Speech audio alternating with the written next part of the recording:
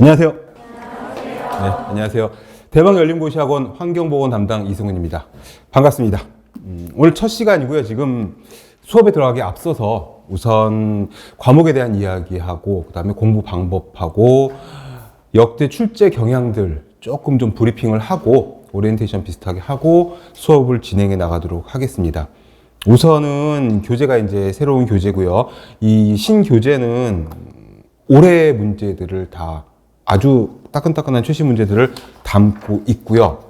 그리고 이제 챕터별로 가장 최근 문제부터 좀 예전 문제로 이렇게 순서적으로 배열이 되어 있습니다. 그래서 챕터별 맨 앞에 있는 문항들이 다 올해 출제되었던 환경보건 문제들이고요.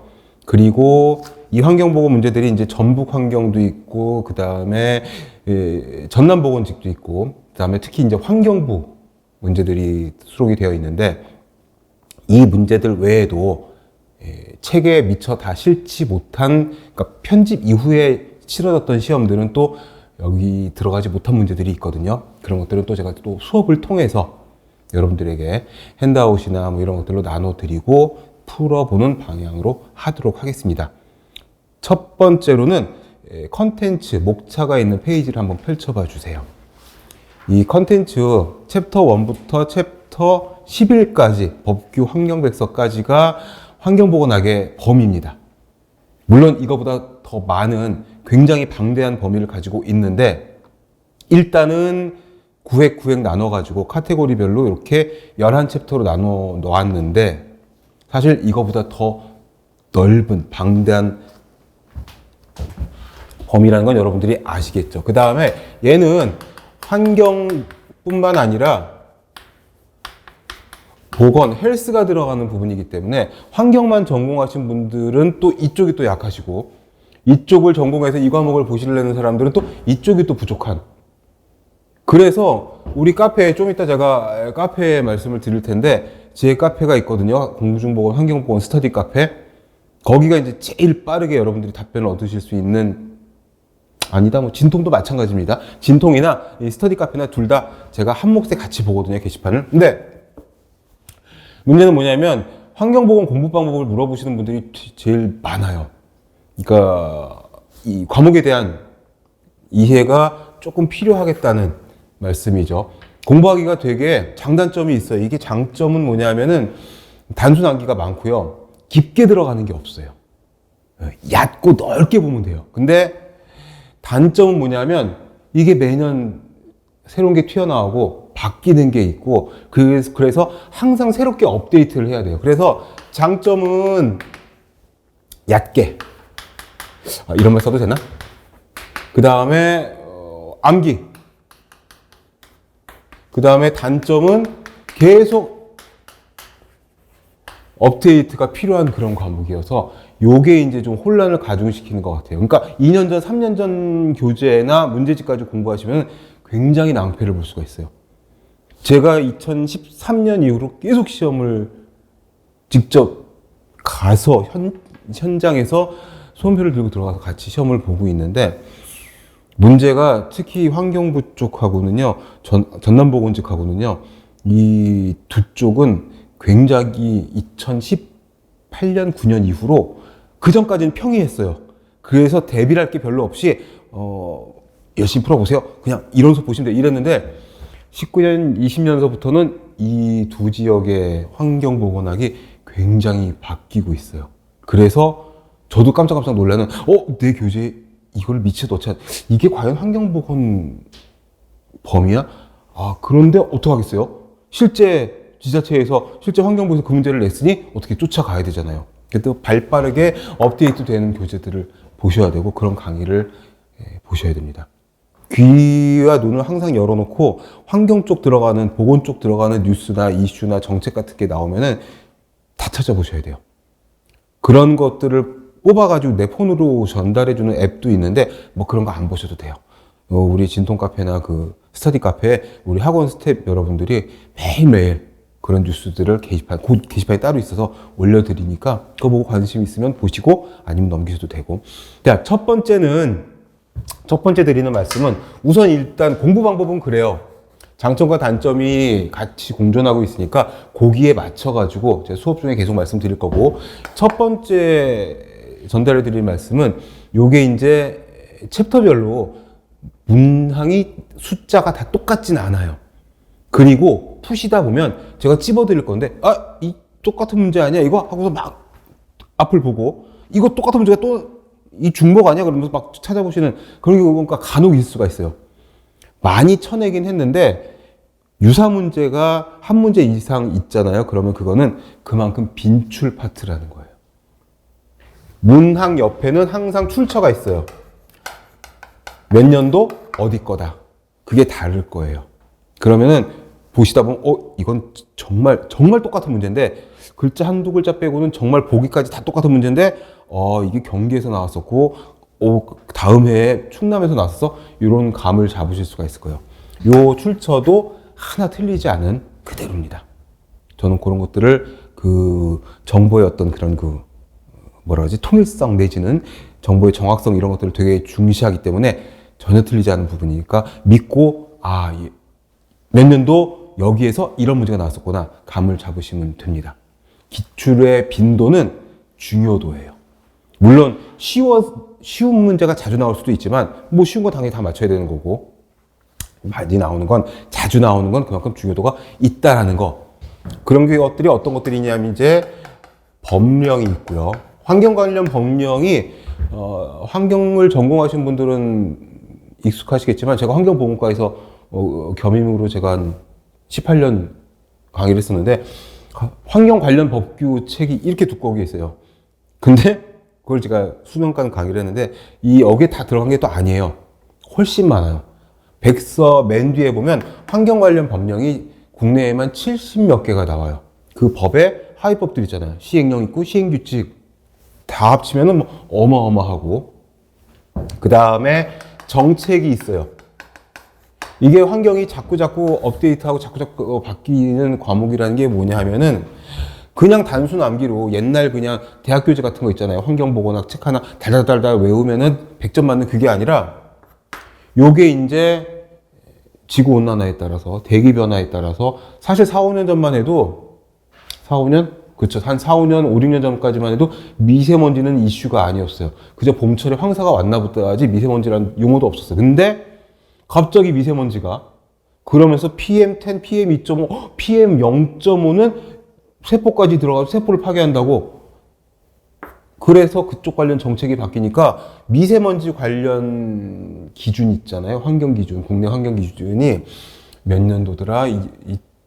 19년인가 20년도가 코로나 직전에 있잖아요. 그때 이쪽 문제가 한 해에도 정책이 법령이 자꾸 바뀌니까 법령에 따른 정책이 바뀌고 하니까 이런 문제들이 미세먼지 관련 문제들이 굉장히 자주 나왔었어요. 그 다음에는 이제 그 전에 메르스 있었고 그 다음에 코로나 있었는데 그쪽 감염병 문제. 환경은 아니지만 환경과 보건은 밀접한 관계가 있어서 왜 그러냐 하면 어떻게 중국에서 발생한 코비드 바이러스가 환경적인 경계를 넘어가지고 우리한테 오고 그 전에 메르스는 어땠나요? 2015년 메르스도 중동 호흡기 증후군인데 그게 국내로 오는데 며칠 걸리지 않았죠. 공항부터 차단하고 막 난리를 쳤는데도 결국 퍼졌었고 그래서 환경과 보건이 뗄래야 뗄 수가 없으니 그쪽 문제들 뭐지? 역학은 감염병에 대해서 연구하는 학문이잖아요. 이 부분이 되게 요즘에 많이 출제가 되고 있어요. 이거 공중보건학 쪽 범위 아니에요? 아니에요. 공중보건학을 더 뭐라 그러지? 더 포함하는 합집합 개념의 환경보건학이어서 감염병 문제가 특히나 전남 쪽하고 환경부 쪽에서는 환경부는 뭐 문제도 많으니까 올해부터 좀 줄어가지고 35문제가 되긴 했지만 그전에 50문제였었잖아요. 역학 문제가 7, 8문제씩 나오고 그랬었어요. 거의 한 10% 가깝게. 그 다음에 이제 법령과 정책, 이건 이제 전 세계적인 또는 국내의 그 이슈에 대해서 얘네들이 막 바뀌는 것들이고, 그 다음에 이제 뭐가 있느냐 하면은 그겁니다. 최근에는 이거.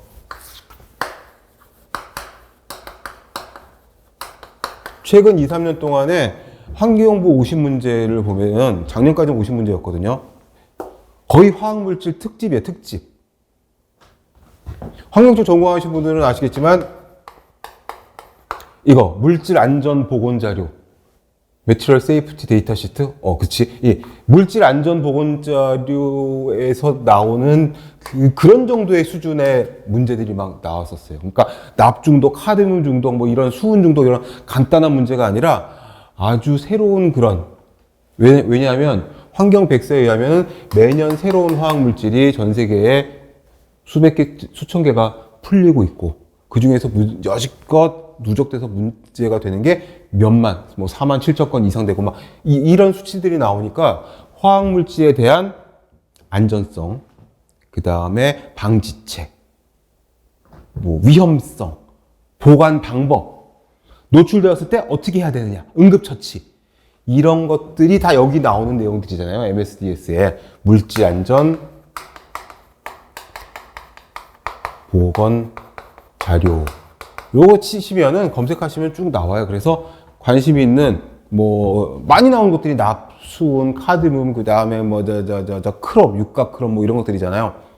그런 것들이니까 몇 가지 안 돼요. 한 10개도 안 되니까 그것만 찾아서 숙지하셔도 되고, 우리 문제 풀다 보면 여지껏 나왔던 요 문제들이 또 고스란히 수록되어 있으니까 문제집에 있는 걸 보고 조금 더 깊게, 조금만 더 심화시켜가지고 한번 찾아보셔도 될 것 같고, 그드저도 다 귀찮다 하면은 지금 얘기를 하겠네요. 네이버에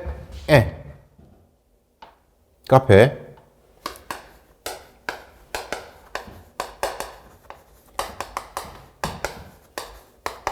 이렇게 한글로 치시면은 아마 제 캐리커처가 대문에 나오는 카페가 나오고, 바로 가입하시고 바로 검색이랑 그럴리기랑 다 되니까 승급 절차 뭐 이런 것들 없이 여기서 찾아보시면 다 있어요. 네이버 카페이긴 하지만 네이버 지식인 이런 거 검색하시면 안 됩니다. 첫 시간부터 이런 얘기하면 좀 그렇지만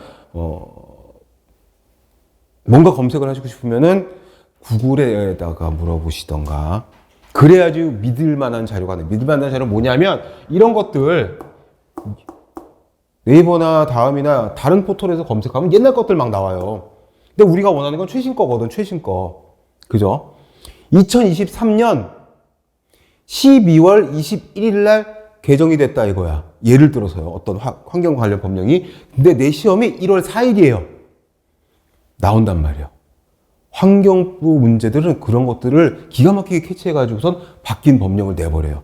근데 책임질 수 없는 블로그나 카페글 같은 것들 검색해가지고서는 그거 보고 공부하면 틀리겠죠.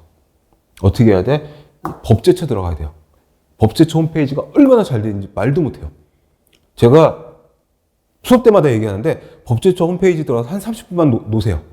이것도 클릭하고 저것도 클릭하고 너무너무 잘 돼 있어요. 비교 분석, 최근 거, 바뀔 거, 역대 어떻게 바뀌었는지, 연역, 기가 막히게 검색도 잘 되고 잘 나오고 다 긁어지고. 정책 쪽은 환경부, 보건복지부, 질병청, 기상청, 구글이 그쪽으로 바로 알려줍니다. 네이버에는 그쪽으로 연결이 안 돼요. 다른 포털도 마찬가지고. 근데 구글에다가 주소창에다 그냥 한글로 쳐버리면 밑에 뜨뜨뜨 뜨거든요. 그럼 주소를 보세요. 그럼 그 주소가 go.kr 뭐 이런 환경청 또는 기상, 질병청, 보건복지부 뭐 그쪽이거든요.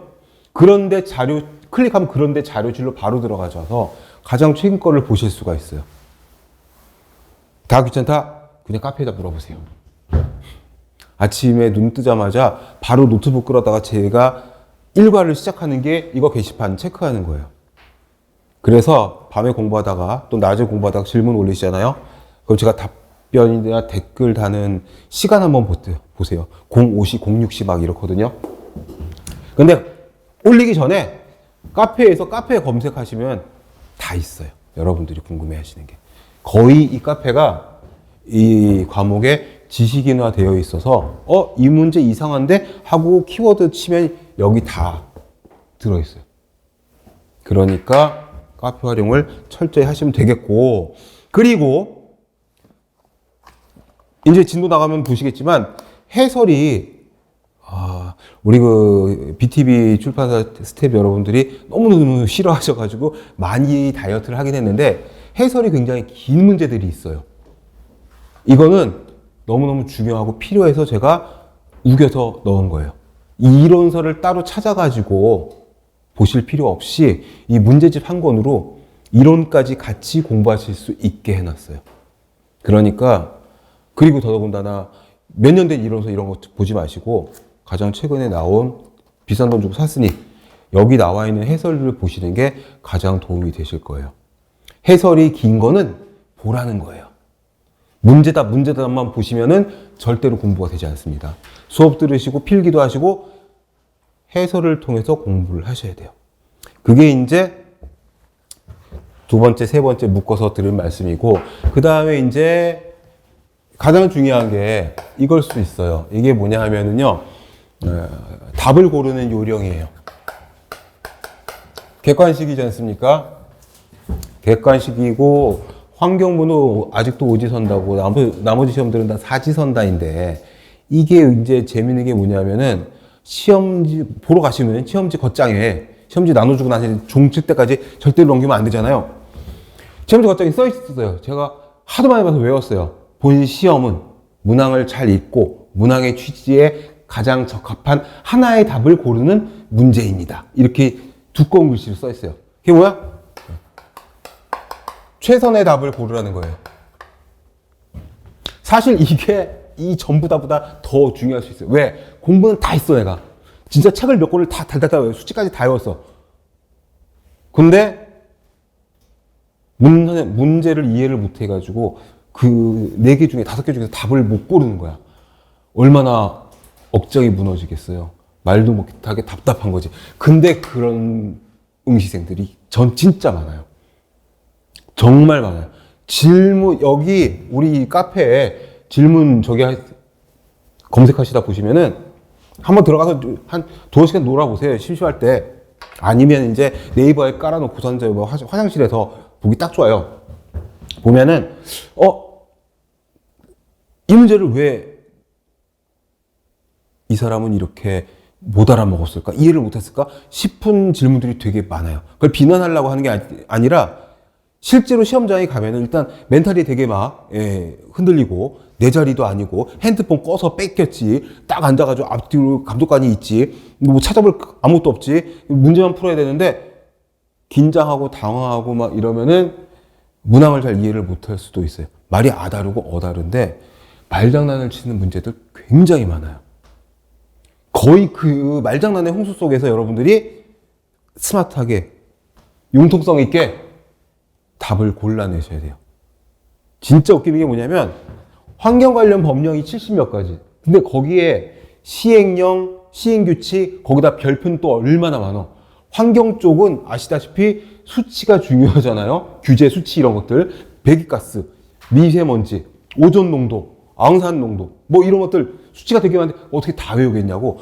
그 별표까지 있으면 도대체 이건 공부할 수가 없는 거야. 근데 대기만 그런가? 수질 있죠. 거기다 중금속 있죠. 토양오염, 폐기물 있죠. 장난 아니야. 거기다 소음, 진동, 빛공해까지. 말 나왔다. 빛공해 문제 몇 문제 있거든요.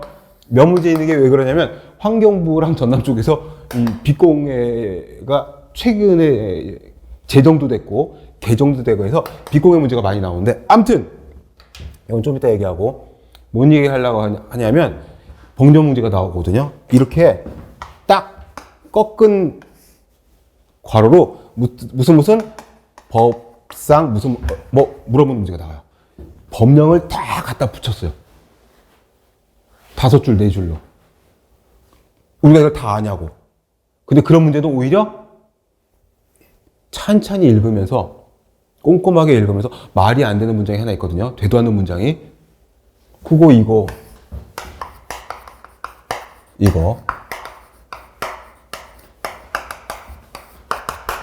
이거만 있어도 풀 수 있는 문제들이 있어요. 근데 환경 관련 법령이 딱 나오는데 나 이 법령을 모르는데 보기들이 되게 길어. 막 2줄씩이야 보기가. 근데 읽다 보면 일단 내가 모르는 법이니까 본 적도 없는데, 수업 시간에도 못 봤는데, 학교에서도 못 봤는데, 천천히 독해를 하다 보면 이런 문제가 오히려 넌센스 퀴즈 같이 이거 말도 안 되는 보기가 하나 끼어있네 하고 고를 수가 있어요. 이거는 긴장하지 않고 독해를 잘 하셔야 되는 것들이 있어요. 특히나 최선답 문제는 그런 게 있어요. 예를 들어서 자, 감염병 문제를 하나 예를 들어서 제가 늘 드는 예인데, 다음 보기 중 패스트, 흑사병을 전파시키는 매개체는 1번 벼룩, 2번 쥐벼룩, 3번 열대쥐벼룩, 4번 등줄쥐. 이러면 벼룩이 벌써 세 가지가 나왔잖아요. 셋 중에 하나에 왜? 등줄쥐도 있지만, 벼룩이 없다면 등줄쥐가 답이 되겠지만, 벼룩이 있다면, 쥐벼룩이 있다면 쥐벼룩이 정답이 되고, 열대쥐벼룩이 있다면 보기 중에 걔가 가장 최선답이 되는 거예요. 근데 예를 들어서 열대쥐벼룩이 가장 정답인데 이게 없다면 쥐벼룩이 답이겠죠. 근데 얘도 없어. 보기 중에 벼룩이 있다? 그럼 얘가 답이 돼요. 근데 벼룩도 없어. 보기 중에 등줄쥐가 있어요. 얘네들 다 없고 1번 등줄쥐, 2번 뭘로 할까요? 개, 3번 소, 4번 닭. 무조건 얘가 되는 거죠. 근데 등줄쥐도 없어. 그럼 보기 중에 들쥐가 있단 말이지. 그럼 얘가 답이 되는 거야. 근데 얘도 없어. 쥐가 있다? 그럼 얘가 답이 되는 거죠. 쥐도 없어. 설치류? 1번 설치류, 2번 어류, 3번 조류, 4번 뭐 이렇게 나와 있으면 얘가 답이 되는 거죠. 그러니까 얘는 뭐지? 우선순위를 잘 따져서 소거시키면서 가장 정답에 가까운 걸 고르는 요령을 익혀야 된다는 거죠. 실제로 우리 문제집에는 여기 질문이 많이 올라오는 애매한 것들이 있어요. 애매한 문제를 여러분들이 발견하시고 수업 듣다가 공부하시다가 그거를 검색을 해보세요. 그럼 질문이 한 대여섯 개가 과거에 있던 질문들이 튀어나올 거예요. 제가 사실 귀찮아서 답변 달기 싫으면은 애매한 문제를 딱 떨어지는 문제로 바꿔놓으면 돼요. 근데 머릿말에도 나와 있고 제가 수업 중에 가장 자신 있게 자랑하는 게 뭐냐면 그거 하나예요. 저는 제가 머리가 좋고 학벌이 좋고 막 이런 선생이 아니라 제가 자랑하는 거 하나는 뭐냐면 실제 기출을 보고 그걸 그대로 제가 복원을 해놓은 거예요. 완벽 복원. 실제로 그렇게 애매한 문제가 나왔다는 거예요. 실제로 아다르고 어다른 열대쥐벼룩인지 쥐벼룩인지 벼룩인지 이거를 따져가지고 답을 골라야 되는 문제들이 나왔던, 애매한 건 애매한 거대로 하나도 안 받고 그대로 놨어요. 왜? 그래야지 공부가 되고 연습이 되고 실전에서 만날 적에 여러분들이 답을 고르는 그런 요령이 생길 거니까 이게 가장 중요한 최선답을 고르는 요령이 될 수 있어요. 하나씩 소거해. 그러니까 고집을 버려야 돼요. 마음을 활짝 열어야지. 팔을 쫙 벌리고 팔짱을 풀고 마음을 활짝 열고 자, 하나씩 소거시키는 거야. 근데 내가 만약에 전공자야. 학점도 되게 좋아. 또 내가 이쪽 전공자야. 아니에요. 막 질문이 올라. 제가 학교에서 이렇게 안 배웠는데요. 그럼 보기 4개 중에 답이 뭐가 되겠니? 출제자도 분명히 그런 거 감안을 해가지고 우선순위, 프라이어리티를 잘 따져가지고 하나의 답만을 2개가 될 수도 있어. 그죠? 열대쥐벼룩이나 쥐벼룩이나 다 패스트로 옮길 수 있단 말이야. 근데 그 중에서 하나만 고르라면 여러분들은 무엇을 고르시겠냐 이거죠. 그럼 열대쥐벼룩이 되는 거예요. 그거가 환경보건학에서 20문제짜리 패키지 시험이라면 아마 한두 문제 정도는 있어요. 환경부 지금 올해부터 35문제인데 35문제 중에 한두 문제, 두세 문제는 이런 문제들이 있어요. 최선답을 골라야 되는 문제들이. 그리고 힌트도 줘요. 가장 거리가 먼 것은, 가장 가까운 것은. 이런 가장자가 들어가면 최선답이에요. 최선답. 그 다음에 이제 마지막으로 아까 비공해 방지법 이야기를 했었는데 이게 3년 연속 아주 디테일한 수치를 묻는 문제가 나왔어요.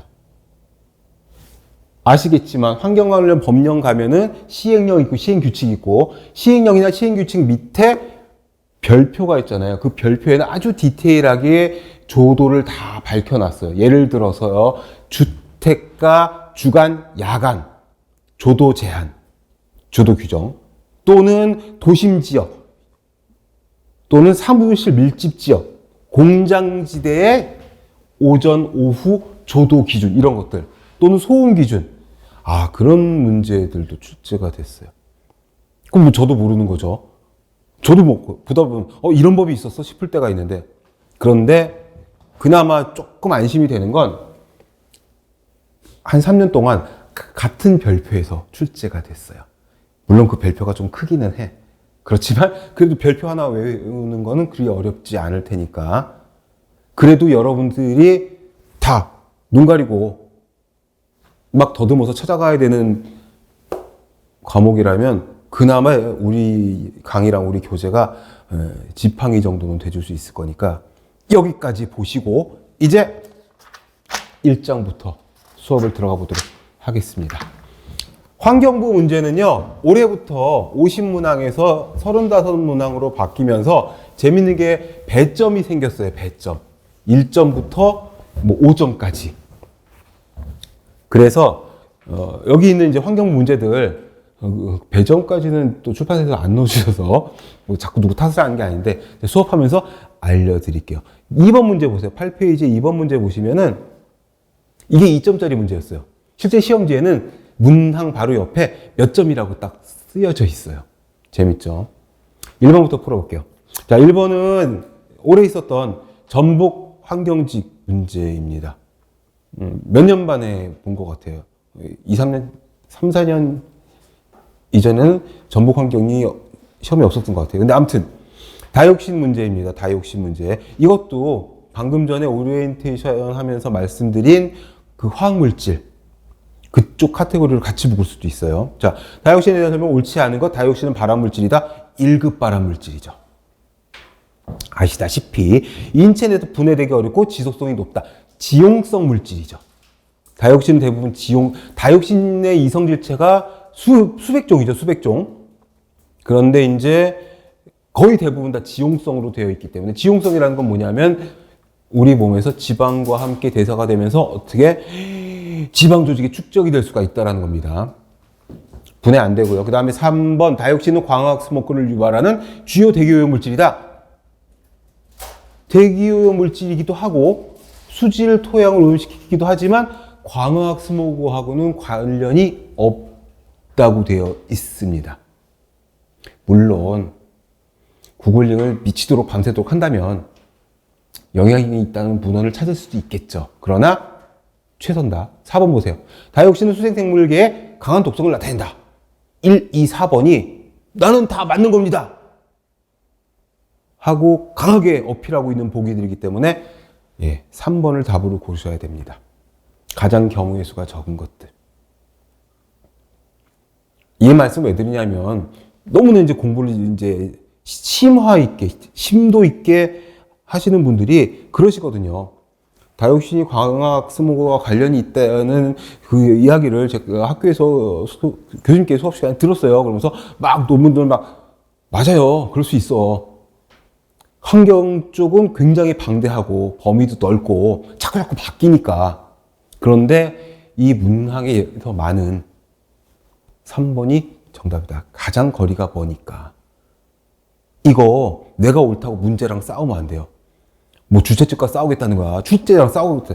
출제자는 이 문제에 대해서, 저도 출제를 해봐서 알지만 이 문제에 대해서 디펜스, 방어할 수 있는, 민원이 들어왔을 때, 이의제기 들어왔을 때 방어할 수 있는 레퍼런스를 쫙 만들어 놓고 출제를 하는 거거든요. 그렇기 때문에 문제와 싸우고 시험과 싸우면 여러분만 손해예요. 시간만 가고 1분에 한 문제밖에 안 돼.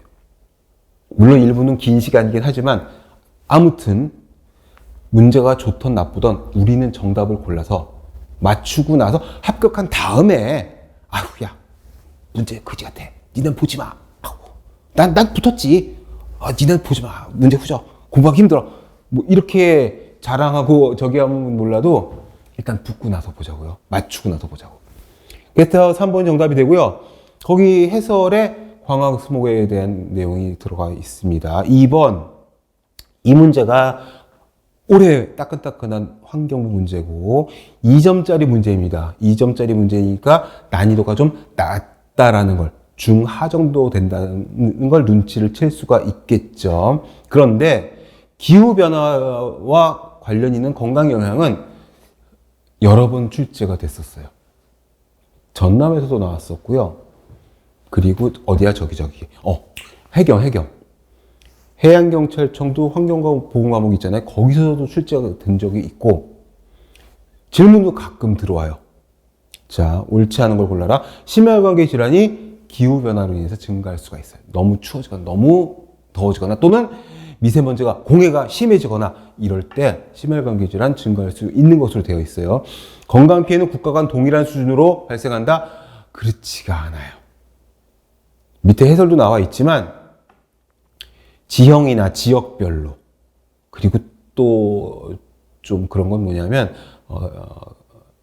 국가의 어떤 지역의 어떤 살림살이별로, 경제력, 이런 것들하고도 관련이 또 있어요.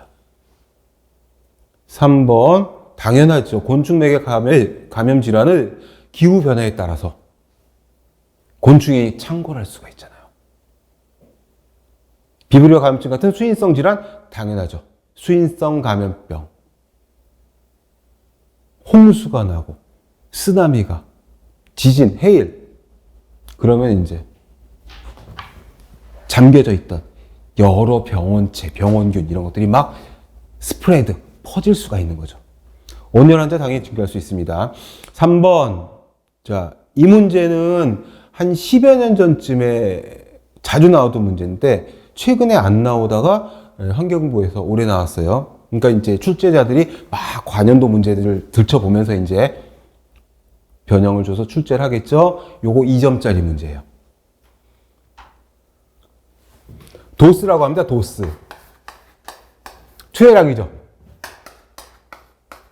도시지, 투여량. 이 투여량이 이게 독성, 톡시시티를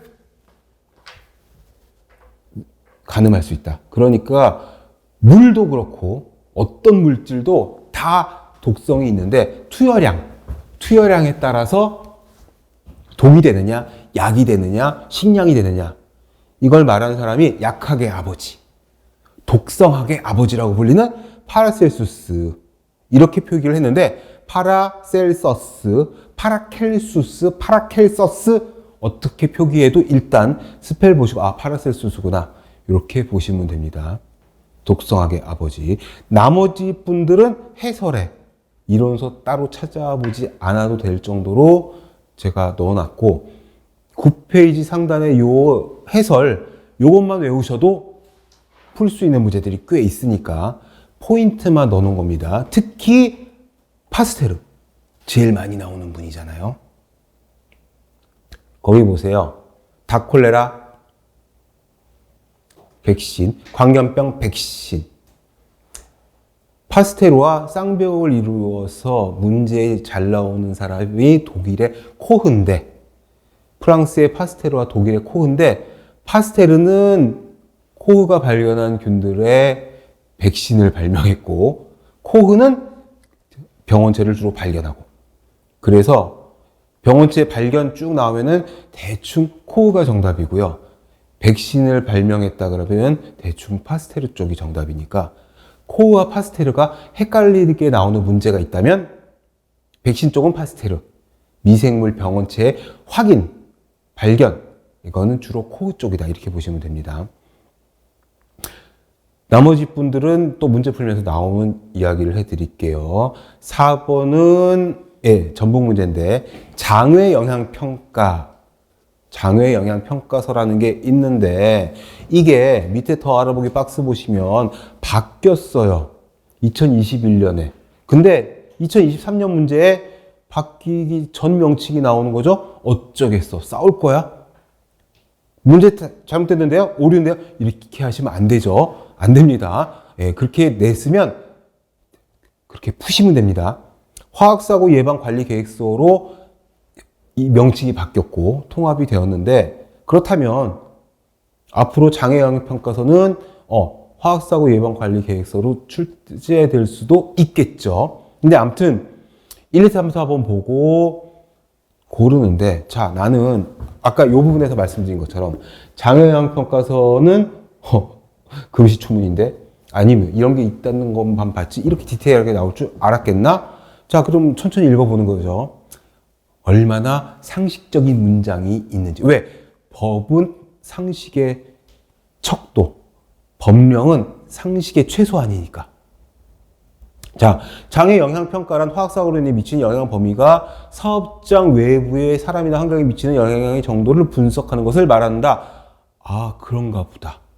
내가 화학물질을 다루는 공장을 가지고 있는데, 이거 내 공장에서, 내 사업장에서 화학물질에 의한 사고가 나면은 그게 바깥쪽으로 가스나 폐수 같은 것들이 흘러나갈 수 있을지 모르니까 장외, 내 사업장 바깥에 어떤 영향을 끼칠 수 있는지, 사람이나 환경이나 짐승들에게 그거를 평가해서 보고를 해야 되겠구나. 맞는 문장 같아. 자, 2번. 장애 영향 평가는 유해화학물질 취급시설 착공 후 고려해야 할 첫 번째 과제이다. 환경 쪽은요, 그렇지. 환경 사고 후, 환경 오염 후, 환경이 망가진 후는 의미가 없어요. 다 된 거기 때문에. 다 망가진 거기 때문에. 그죠? 전이에요, 전.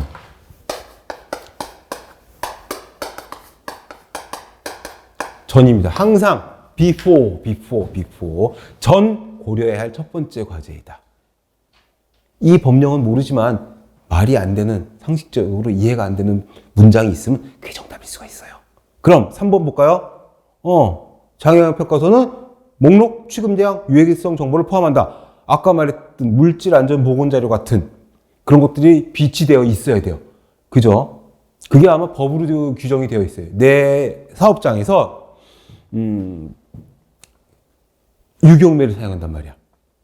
뭐 노르말 헥산도 있고 클로로폼도 있고 여러 가지가 있는데, 세척용 있죠. 많이 쓰는 거. 반도체 공장에서 반도체 웨이퍼 세척용으로 쓰는 이런, 그럼 그 물질에 대한 MSDS를 출력을 해가지고 코팅을 딱 해가지고 사업장에 비치해 놔야 돼요. 4번. 대학 및 연구기관 등의 연구활동을 위해서 이런 것들을 갖춰서 설치한 실험실은 제출 대상에서 제외된다. 그렇죠. 교수님이나 박사님들이나 학생이나 연구원들이 연구를 위해서 하는 부분들은 제외된다라고 밑에 더 알아보기 박스에 법령을 갖다 놓았습니다. 그리고 이 문제에서 중요하게 봐야 될 건 뭐다? 출제자가 어떤 교수님이 출제했는지는 모르겠으나 장애 영향 평가서가 재작년에 화학사고 예방 관리 계획서로 명칭 바뀐 것은 간과하고 출제를 하셨구나 까지 우리는 넓은 마음으로 마음을 활짝 열고 출제자의 마음을 감싸 안으면서 답만 골라내면 됩니다. 다음 페이지. 요게 2점짜리 문제였어요. 그럼 난이도가 짐작이 되시죠? 5번 문제. 위해성 평가에 관한 설명으로 옳지 않은 거. 위해성은 리스크. 그거는 안 써도 되겠다. 밑에 해설이 있으니까. 좋네. 리스크는 해저드 곱하기 노출량이죠. 위해성은, 리스크는 사람에게 해를 끼치는 정도고, 해저드, 유해성은 그 화학물질이 가진 고유의 위험성을 말해요. 그러니까 해저더스한 물질이 나에게 폭로되었을 때, 내가 노출되었을 때 나에게 리스크가 되는 거다. 이렇게 이해를 하시면 됩니다. 그러니 1번 노출되는 경우 영향을 줄 수 있는 정도. 그죠? 해저드는 리스크와 다른 게 뭐다? 해저드는 저쪽에 화학물질, 유해 물질이 있으면 저 물질이 얼마나 위험한 물질이다. 우리가 아는 게 해저드고, 저 물질을 내가 냄새를 확 맡았어. 그럼 그게 리스크가 되는 겁니다. 2번 방금 설명한 거죠. 곱으로 나타낸다. 3번 노출량은 노출 경로에 따른 시나리오가 반영된 산출 시간. 그렇죠. 무슨 소리냐면 이 시나리오는 뭐다? 내가 좀 전 문제에서 제가 예를 들었잖아요. 반도체 공장에서 반도체 웨이퍼를 세척할 때 유기용매를 사용하는데 유기용매는 아시다시피 휘발성이 있잖아요. 그래서 어떻게 상온에서도 빠르게 증발한단 말이죠. 그 증기가 호흡기나 피부 같은 것들을 통해서 인체에 노출될 수가 있잖아요. 그래서 어떻게 실험복 같은 거 갖춰 있고 피부 노출을 삼가하고 마스크 같은 걸로 다 호흡기를 가려야 되는데 과거에는 그러지 못한 경우들이 되게 많아서 귀찮기도 했고 비용도 많이 들었고 또는 무지해서 몰랐던 경우에는 그래서 그 노출 경로에 따른 시나리오는 바로 그런 걸 말하는 겁니다. 내가 분진이 날리는 작업장에서 일을 한다. 예를 들어서 금속을 연마하고 있는 작업장에서 일을 하는데 마스크 안 써, 장갑도 안 껴, 후드, 덕트 같은 것도 없어. 옛날에는 그렇게 막 했거든요. 그래서 진폐증 걸리고 막 이랬단 말이죠. 그런데 이제 요즘에는 덕트를 그 앞에 딱 갖다 대고 막 공기를 빨아들이면서 분진을 처리하면서 일을 한단 말이죠. 그런 것들이 이제 노출 경로 시나리오가 되는 거죠. 맞습니다. 4번. 역치가 없는 발암성 물질의 위해도는 위험지수로 판단한다. 라고 되어 있는데 이게 틀린 보기예요. 어디가 틀린 보기냐면 역치가 없는 발암성 물질. 이건 말이 안 되는 거예요. 발암성 물질은 역치가 없죠. 맞아요. 근데 역치가 없는 발암성 물질 이거는 위험지수로 판단하는 게 아니에요. 무슨 소리냐면 역치가 있고 역치가 없고 이게 발암성이고 이게 비발암성 물질인데 발암성 물질은 역치가 없다는 뜻이 무슨 소리냐면 역치라는 게 어느 수준 이하로 노출되면 아무 이상이 없는데 그 수준 이상으로 노출되면 병에 걸리거나 죽거나 다시 그게 역치잖아요. 발암물질 이게 없다는 무슨 소리냐면 노출되면 노출되는 만큼 나쁜 거예요. 그래서 발암물질, 방사선, 전리방사선, 그 다음에 납도 그래요. 의사 선생님들이 아주 강조하는 게 이 물질들은 역치가 없어. 무슨 소리냐? 노출되면 노출되는 만큼 나쁜 게 바로 그거다. 그러니까 위험 지수로 판단할 수가 있는 건 뭐냐면 요거예요. 비발암성 물질. 얘가 노출 지수, 노출 개수 이런 것들로 보는 게 비발암성 물질이고 발암성 물질은 노출되면 노출되는 만큼 나쁜 거기 때문에 해저드 쿼션트 이런 거 필요 없다. 그렇다면 내가 고른 답이 맞는지 5번 보고 확인해야 되겠죠. 환경 매체란 환경 유해 인자를 수용체에 전달하는 대기, 물 등을 말한다. 이건 법령을 그대로 옮겨다 놓은 거예요. 거기 해설에 동그라미 5번 환경보건법에 법령을 보시면요. 제 1조, 제 2조. 일단 급하면 이거는 최소한 보셔야 돼요. 제일 많이 나오는 환경보건법.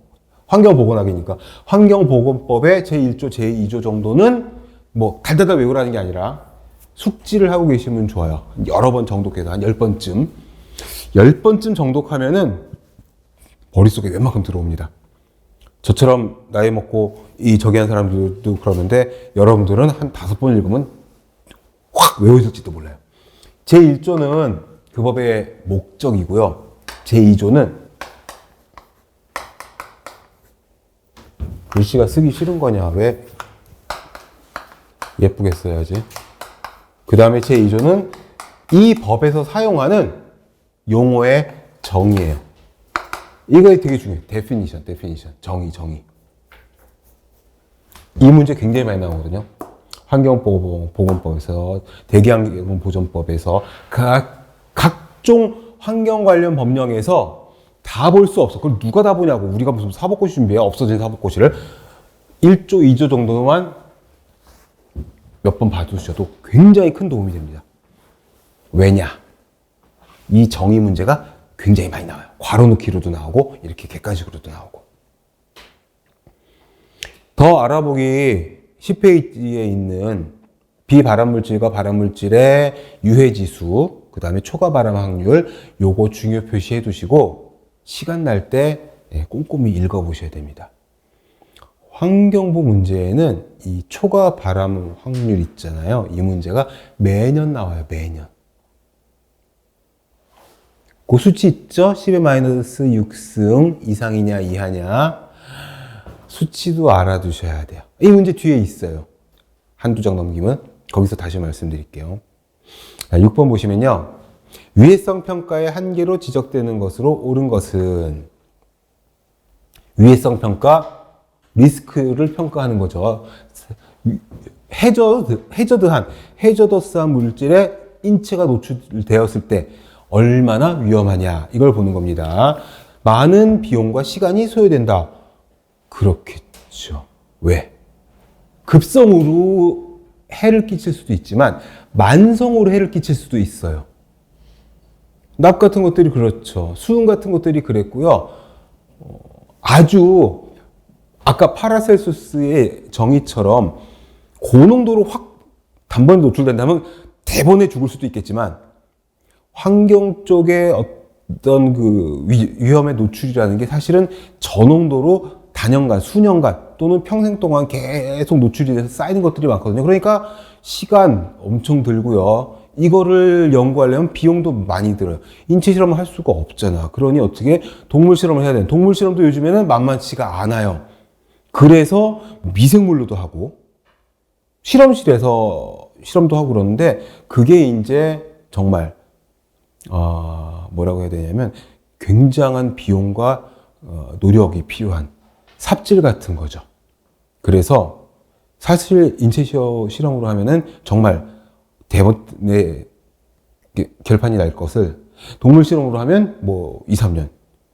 동물도 요즘에는 동물의 그런 저기 때문에 인도적인 차원에서 많이 안 해. 그럼 미생물이나 실험실에서 실험 도구 갖고 하려면 정말 수십 년 걸릴 수도 있어요. 이게 정답이네요. 옳은 거. 그렇다면 2, 3, 4가 어디에 틀렸는지 한번 체크를 해보는 거예요. 자, 2번. 위해성 평가는 위험 가능성을 평가하기 때문에 체계적 절차가 무시하면 어떻게 해? 체계적 절차를 무시하면 안 되지. 절대적으로 체계는 너무 쉬운 거 아니야, 이거? 당연한 얘기죠? 3번. 위해성 평가의 대상은 인구 집단보다는 특정 개인을 대상으로 한다? 아닙니다. 특정 개인을 대상으로 하는 거는 병원 내에서 의사 선생님이 환자를 보고 하는 거죠. 그죠? 환경은 인류 또는 인축, 사람과 가축들, 그 다음에 대기, 수질, 토양 뭐 이렇게 같이 가는 거죠. 특정 개인 아닙니다. 4번. 위해성 평가는 환경 위해에 대한 최종적인 결론을 도출하기 어렵다. 아닙니다. 과학적 근거를 제시해야만 하기 때문에 최종적인 결론이 도출이 됩니다. 시간이 걸릴지라도. 그리고 기술이나 과학 발전이 좀 미비했을 시절에는 몰랐던 것들도 있지만 과학이 발달함에 따라서 하나하나 나온 것들이 있어요. 당연하고요. 거기에 관한 규정, 이 중위에서 올려놓은 거예요. 더 어렵기 빡세. 왜냐하면 이게 시험에 잘 나오니까. 이 문제와 관련 있는 관련 이론 버릴 수가 없어서 여러분들이 꼭 알아야 되는 거기 때문에. 어디다 별표 치시냐면요. 상단에 있는 제4조 1, 2, 3, 4번 있죠? 이거 순서대로 한 글자도 빼놓지 않고 이건 외우셔야 돼요. 이거 순서 물어보는 문제 은근 많이 나오고요. 쉬운 문제예요. 쉬운 문제라고 하면 응시생들 대부분이 다 맞출 수 있다는 거예요. 나만 간과하고 있다가 맞추면 본전인데 틀리면 나만 틀리게 되는 아주 우울한 문제가 될 수 있어요. 외우셔야 된대요. 유의성 확인, 그 다음에 노출량 반응 평가는 다른 말로 아시죠? 용량 반응 평가라고도 합니다. 같은 말이에요. 또는 영어로 도스 리스폰스. 도스 리스폰스라고도 해요. 그 다음에 노출 평가, 그 다음에 위해도 결정. 여기서 위해도는 리스크. 1번의 유해성은 뭐지? 해저드. 해저드와 리스크를 잘 구분하셔야 됩니다. 그 다음에 어디다가 또 중요 표시를 하냐면 그 바로 밑에 있는 유해성 평가의 목적과 문제점 있죠. 특히 문제점. 리스크 어세스먼트를 할 때 문제점이 뭐냐면 빈약하고 불확실한 과학적인 데이터가 있을 수가 있다는 거예요. 왜? 사람으로 제대로 실험을 할 수도 절대 안 되죠. 그리고 뭐다? 동물 실험도 좀 한계가 있기 때문에. 그리고 도스 레스폰스가 사실은 항상 일정하면 너무나 좋겠지만 이게 케이스 바이 케이스일 수가 있다라는 거. 그리고 동물의 데이터를 사람에게 사람한테 적용시킨다는 말이거든요. 근데 이게 사람에게 딱 맞아떨어지지 않는 경우가 허다하기 때문에, 물론 사람에게 적용시킬 수 있는 가장 최적의 동물을 찾아서 실험을 하기는 해요. 제가 석박사 때 동물 실험을 진짜 많이 했거든요. 그런데 쉽지 않아요. 그 다음에 리을도 마찬가지. 이것도 도스 리스폰스가 항상 일정하지 않다라고 생각을 하셔야 됩니다. 제 7번 문제는 요거 3점짜리 문제입니다. 일단 3점 표시하시고 요 설명이 좀 많이 필요해요. 밑에 해설도 자세하게 나와 있지만 요거는 잠시 휴식 시간을 갖고 들어와서 12페이지 7번부터 이어가도록 하겠습니다.